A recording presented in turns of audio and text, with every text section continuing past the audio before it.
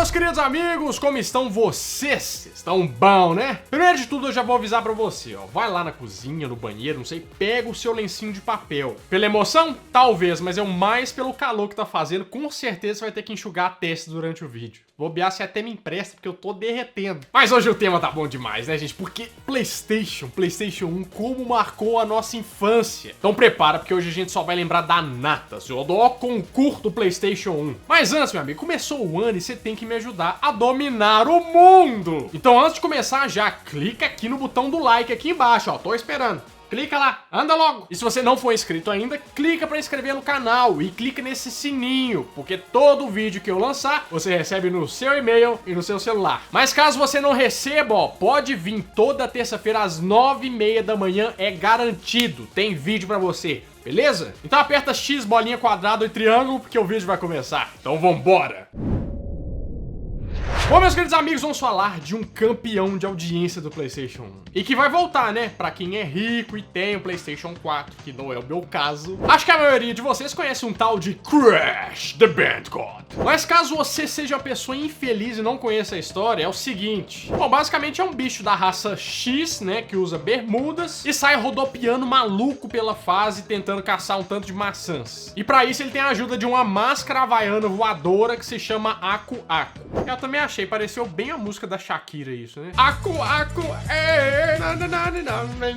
Então, falando assim, parece que o jogo é uma coisa maluca, um sonho maluco, né? Mas não, o jogo é simplesmente foda. Tá, mas por que o jogo é tão bom assim? Então, pra começar, esse jogo inovou muito no aspecto gráfico. Porque mesmo contando com seus 32 megas de pura suculência do Sony PlayStation, ele tinha um gráfico muito bom e um 3D bem crocante pra época, porque era uma coisa relativamente nova, ter um jogo de plataforma em 3D. Até então o que tinha era o Mario 64, não sei se você lembra. E além disso tinha jogabilidade que era muito boa. Por exemplo, você podia matar os chefes utilizando algumas coisas do estágio. Tinha também algumas montarias, tinha um tigrinho que você pulava os buracos. Era bom demais, gente. Esse jogo é foda. E o primeiro jogo fez tanto sucesso que eles lançaram mais duas sequências. O Crash Bandicoot 2 Cortex Strikes Back e o favorito da nação, que é o Crash the Bandicoot 3 Warpaint. E aposto que você puxar lá do fundo da memória, você vai lembrar que também jogou o CTR, que era o Crash Team Racing, que era o jogo de corrida do Crash, né? Que era bem parecido com o Mario Kart, assim. Podemos dizer que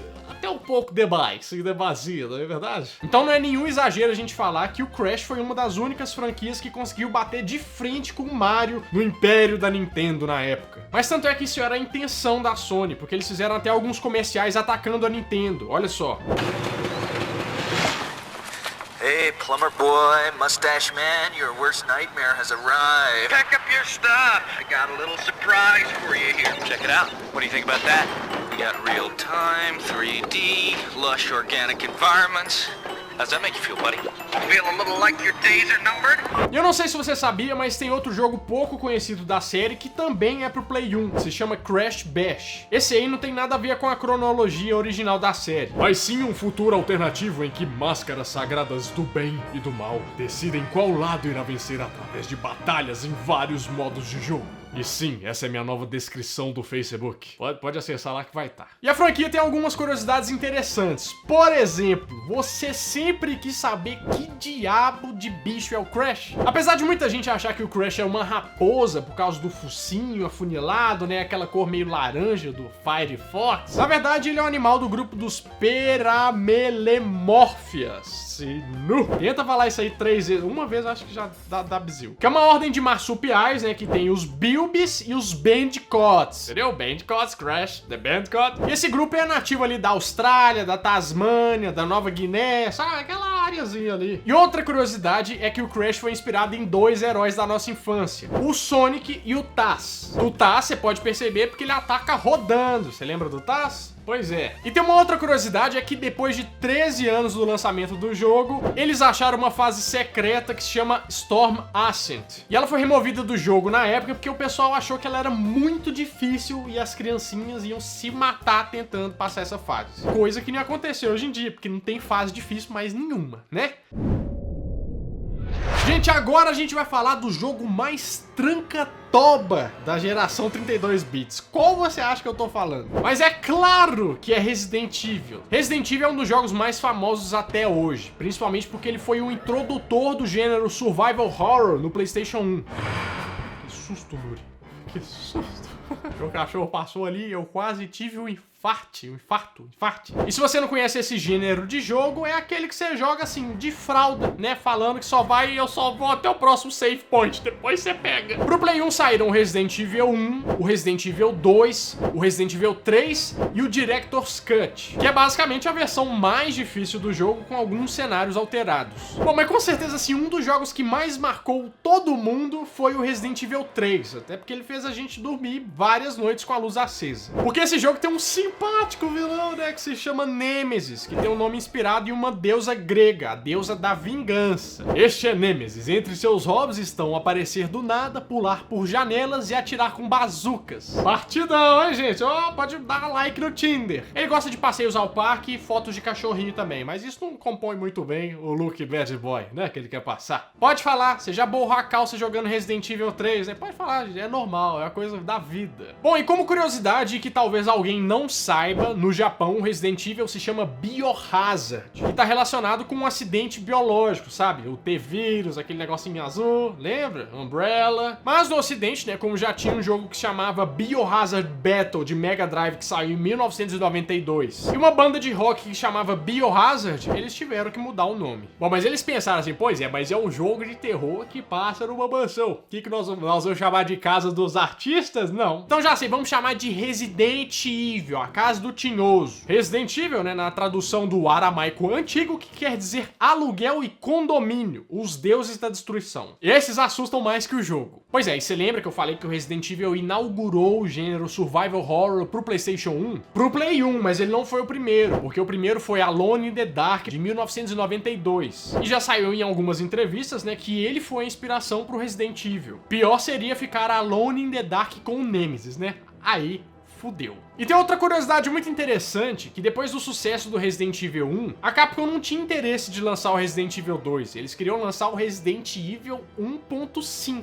Ia sair com o Leon Kennedy, né, que é o do Resident Evil 4, e a Elsa Walker, que ia ser um personagem só pra esse jogo. Então nesse jogo os zumbis se comportavam assim de um jeito mais diferentão, né, e ele era meio RPG, porque você podia evoluir suas habilidades durante o jogo. E você pode conferir esse jogo no YouTube, eu vou deixar o link aqui embaixo, porque tem uma versão beta, assim, bem mal acabada, cheia de bugs, mas eu vou deixar o link na descrição do vídeo, beleza? Então, gente, se no passado eles me perguntassem, e aí, Renato, você gostaria de jogar um jogo de skate? Eu ia falar que nem o Andrezão do molejo. É claro que não. Eu ia continuar lá, né, com meus jogos de luta, meu RPG, Final Fantasy VII...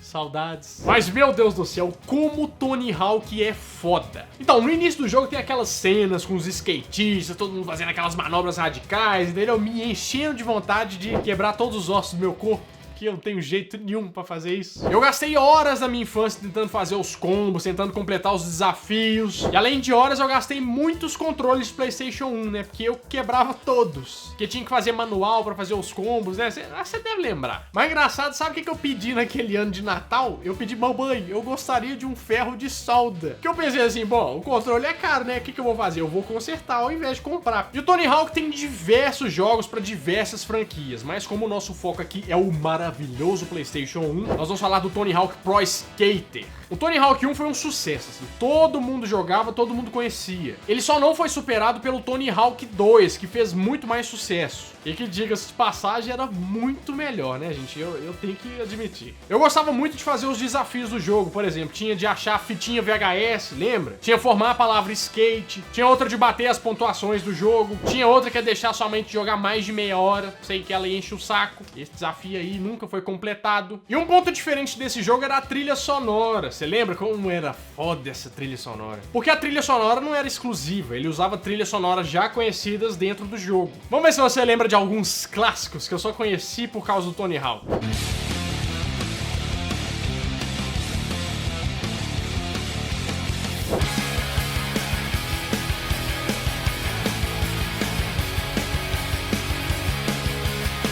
E o o jogo era cheio de códigos secretos e áreas secretas também, né? Mas o código mais legal de todos era jogar com Homem-Aranha, você lembra? Se você ainda não fez isso, pelo amor de Deus, baixe esse jogo, dá um jeito, mas você tem que fazer requisito pra sua vida.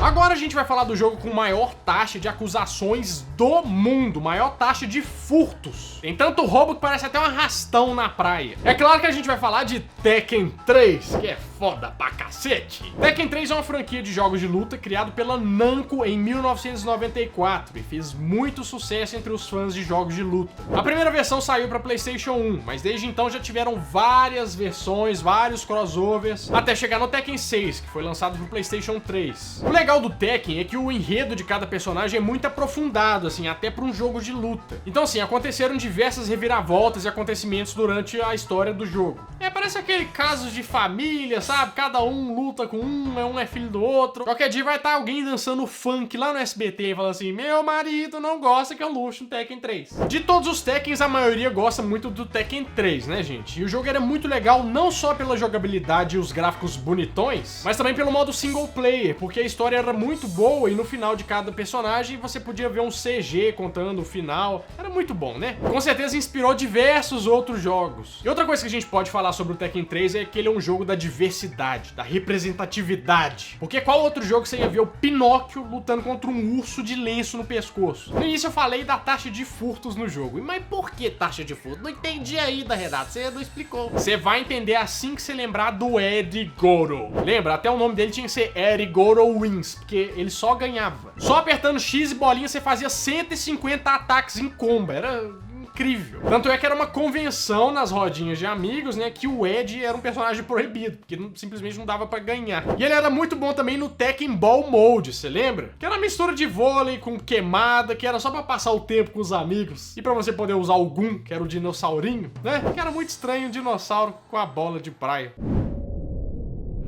Olha só, muita gente conhece esse jogo que eu vou falar agora, porque ele é considerado um dos melhores jogos do Play 1 e, quiçá, melhores jogos da história. Quero ver se você vai acertar. Coloca lá nos comentários o seu palpite antes de eu falar. Vamos lá, vou esperar. Coloca lá, escreve lá. Vamos ver quem que vai acertar. Pensou? Olha só, ele foi lançado em 1997 pela Konami. É claro que eu tô falando do Castlevania Symphony of the Night, que esse jogo é foda. Esse jogo não foi lançado só pro PlayStation 1, ele também foi lançado pro Sega Saturn. Ele tinha alguns conteúdos exclusivos, né, e a possibilidade de você jogar com a Maria Renard, que ajudou o Richard Belmont a derrotar o Drácula no último jogo da série, que era o Castlevania Round of Blood. E esse jogo fez uma mistura dos jogos anteriores com o Metroid. Ele até criou um subgênero que chamava Metroidvania. Mas por que chama Metroidvania? Eu não entendi. Porque olha só, os outros jogos da franquia eram de plataforma, você lembra? Você ia passando de fase após fase. Mas esse jogo era que nem Metroid, ele era um mapa aberto que você tinha que explorar tudo, você podia fazer basicamente o que você quisesse. Então é por isso, simplesmente, não tem nenhuma mulher atirando no... Não, é só por causa disso. E o protagonista dessa série é o Alucard, que é o filho do Drácula. E presta atenção agora que eu vou te ensinar uma manha. Se você pegar um pedaço de papel e escrever Alucard em uma noite de lua cheia, pegar 3 galinhas pretas e ir pra frente do espelho, não vai acontecer nada. Mas você vai ver que Alucard, ao contrário, é Drácula. Daí a gente percebe que esse rapaz é um pouco egocêntrico, né? Esse tal de Drácula, que ele podia ter posto Júnior no nome, mas o nome é o contrário. E um ótimo diferencial desse jogo pro resto da saga é a animação, porque ficou fluido, parece anime, ficou foda, é muito bom. Além disso, a trilha sonora do jogo é simplesmente sensacional. E uma curiosidade é quando você coloca o CD do jogo em um aparelho que toca música. Acredite, as pessoas fazem isso. Porque normalmente dentro do CD aparece uma trilha sonora. Mas no Castlevania aparecem 2. E uma das trilhas é uma mensagem do Alucard falando pra você. Como você pode ver, isso é um disco preto de PlayStation. A trilha número 1 contém os dados do jogo, então não dê play nisso. Mas provavelmente você não vai me ouvir. Vai? Claro que não, a gente é vida louca, a gente não quer saber, a gente não tem regras. Ah, que delícia falar de PlayStation 1. Eu tenho até tristeza de lembrar que eu vendi o meu PlayStation 1 pra comprar minha guitarra. Mas um dia eu vou recuperar. Eu ainda vou mostrar pra vocês quando ele chegar. Por que você não vê esse vídeo aqui? Esse vídeo ficou foda dos filmes. Ou esse aqui de baixo, que também ficou muito bom. Mas clica aqui também, inscreve no canal e ativa o sininho. Todos os vídeos vão chegar no seu e-mail, beleza? Bom, eu vou ficando por aqui, mas na terça-feira que vem eu volto com mais um vídeo quentinho, fresquinho, crocante pra vocês, então. Deus!